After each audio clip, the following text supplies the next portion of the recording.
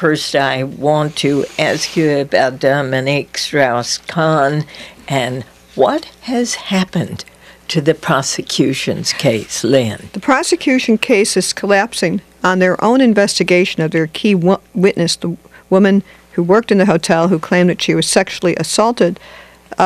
Well, it turns out that she has a questionable background. She may be involved, if not with people who have some questionable activity, criminal-related, and it just seems that her credibility as a witness now is going down the drain. There is a possibility that the house arrest that StraussKahn is under may be loosened, and the case that the police once said was very solid now seems not so solid. Jerry sigh. I'm not sure what you want me to say. Look, I mean, this is a story has rippled out in a lot of ways, and this is a pretty amazing turn, I have to say. But it affected the International Monetary Fund, which Dominique StraussKahn was running. He no longer runs that as a result of these accusations. It affected the presidential race in France, where he was likely to be a leading, if not the leading candidate. Could he still be? And now, this morning already, his supporters are saying in Paris, I think he's back. He can be revived here. The case is falling apart. He will be vindicated. I don't think he'll be vindicated, but he'll get off the hook, and maybe he'll be back in the race for the presidency of France. There will be questions at the IMF. Did we bail out on him too soon? Was there a rush to judgment? There's a lot of messiness here, and it's all wrapped around the way this case blew up in one sense and now is blowing up in another sense. David. I think what's interesting about this case, too, is the journalistic part of it, the way this case was covered and the sprint to judgment that was made right from the get-go in the U.S. And if there's going to be a vindication, I think it might be of the French people who said, in our country, we actually give some of the benefit of the doubt to somebody who stands accused, and we don't print front page photos of those who stand accused, that sort of thing. I've always sort of struggled with the idea of the court of public opinion trying and sentencing somebody before that person's actually had a chance to have a trial. And here's a case. It's very murky exactly what went on here, but clearly I think the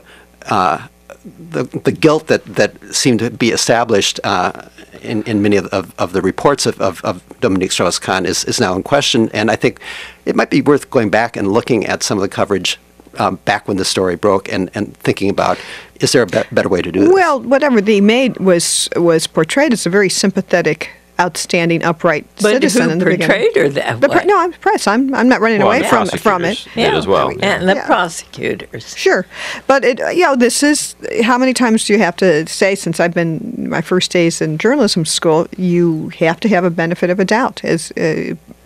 And this is a great example of one, because no matter how this case plays out now, we know the witness is not going to have the credibility that we once thought. There's still ample reason to think something untoward happened in that hotel room. We just don't know exactly what. And the real issue here is whether prosecutors can put a credible victim on the stand and have people believe that what she said happened. That's the issue. Because that is the point. And, the rule is something still could have happened that was improper, even if she did have even if she does have a questionable background.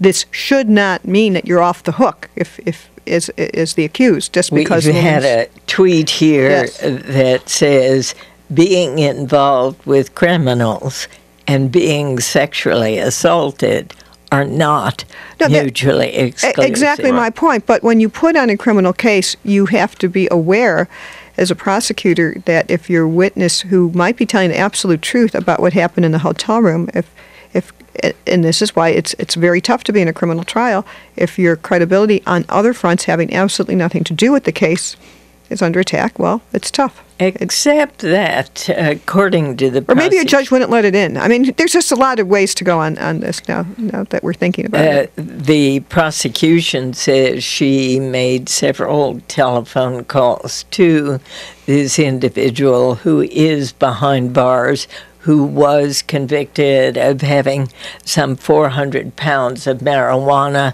money going into bank accounts around the country.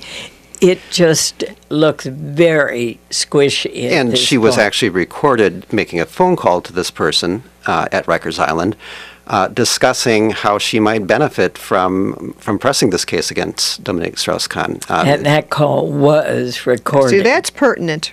Other legal issues, I mean, other potential activities aren't. But if they have that, that's why the case is melting.